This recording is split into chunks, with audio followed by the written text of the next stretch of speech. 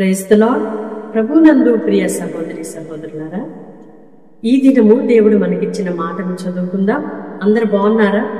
ప్రతిరోజు కూడా వాగ్దానం రిసీవ్ చేసుకుంటూ ఆధ్యాత్మికంగా మీరు బలపరచబడుతున్నారని ప్రభువుకి మహిమ చెల్లిస్తున్నాను. ఆమేన్. హల్లెలూయా. ఈ దినం దేవుడు మనకిచ్చిన మాటను చదువుకుందాం.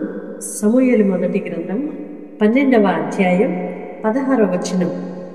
యెహోవా జరిగించు ఈ గొప్ప కార్యమును కనిపెట్టుడి. ఆమేన్. చదువుకున్న లేఖనంలో యెహోవా జరిగించు గొప్ప కార్యం. మన జీవితాలలో జరిగిన మైనస్నే మనం మాట్లాడుకుంటూ ఉంటాం, నష్టాలను గూర్చే మాట్లాడుతూ ఉంటాం, కీడును గూర్చే సంకోచిస్తూ ఉంటాం.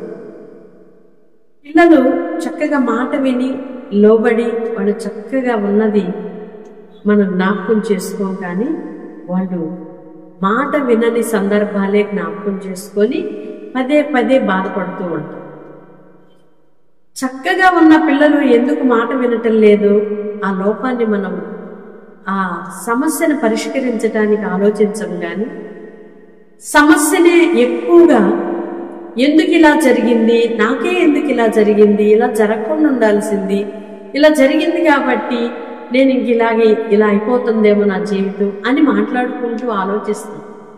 అంటే దేవుని గొప్ప కార్యాలు ఆలోచించలేని దీనహీన స్థితికి మానవుడు దిగజారిపోయాడు. ప్రతిరోజు కూడా దేవుని గొప్ప కార్యాలు, దేవుడు మనకు చేసిన మేలును, దేవుడు మనకిచ్చిన ఈవులు, ఏదైనా ఒక పనిని ప్రారంభిస్తే దానిలో కలిగిన మంచిని, లాభాన్ని, లేకపోతే మేలుని ఆలోచించము. ఎక్కువగా దానిలో జరిగిన నష్టాన్ని గూర్చి ఆలోచించి కృంగిపోతూ ఉంటాం. ఇలా ఎందుకు జరిగింది? నేనంటాను, జరిగిన మేలుని తలంచినప్పుడు, ఆ మేలుకు తగిన కృతజ్ఞత భావన మనలో వచ్చినప్పుడు ఈ కీడు నష్టం అంతా అది మైనస్ అయిపోతుంది, తగ్గిపోతుంది, వెళ్ళిపోతుంది. మేలు జరిగినప్పుడు పాజిటివ్ థింక్ మనకు ఉన్నప్పుడు హృదయము ఉల్లాసంతో ఉంటుంది, సంతోషముగా ఉంటుంది. మనము ఇంకా క్రొత్తదనముగా ఆలోచించడానికి అవకాశం కలుగుతుంది. ఈ సైకాలజీ మనం మర్చిపోయి కీడుని, నష్టాన్ని, జరిగిన ఇబ్బందిని, జరిగిన నష్టాలను మాత్రమే మనము పదే పదే పదే పదే ఆలోచించటం వలన మన మనస్థితి చాలా కూల్, మౌనం అయిపోతుంది. అంతేకాదు కలవరపడటానికి దారితీస్తుంది. నిశ్చేష్టులుగా నిలిచిపోవాల్సి వస్తుంది మొదటిగా. రెండవదిగా టెన్షన్, కలవరంతో నిండిపోవాల్సి వస్తుంది. కనుక ప్రియ సహోదరి సహోదరుడా, ఈ మాటను మనం చదువుకున్న మనము ఒక్క మాటను ఆలోచిద్దాం. దేవుని గొప్ప కార్యాలను మనము ఆలోచించుకుందాము. దేవుడు మన ఎడల చేసిన మేలులు, ఉపకారాలు, గొప్ప కార్యాలను తలస్తూ ఉదయకాలమే లేచి ఆయనను స్తుతించి చూడండి. రోజంతా, ఆ దినమంతా కూడా మనసు చాలా సంతృప్తిగా, ఉల్లాసంగా, సంతోషంగా, సంతుష్టికరంగా మనము కొనసాగగలుగుతాము. అప్పుడు కలిగే నష్టాలు, అప్పుడు కలిగే ఇబ్బందులు కూడా మనల్ని ఏమాత్రం కదిలించలేవు. కనుక ఈ సహోదరి సహోదరుడా, యెహోవా జరిగించే గొప్ప కార్యాలను మనము కనిపెట్టుకొని ఉందుముగాక. మన జీవితంలో జరిగిన ఆయన జరిగించిన గొప్ప కార్యాలను కనిపెట్టుదుముగాక. మన కన్నుల ముందు దేవుని గొప్ప కార్యాలు ఎన్నో కనబడుతున్నాయి.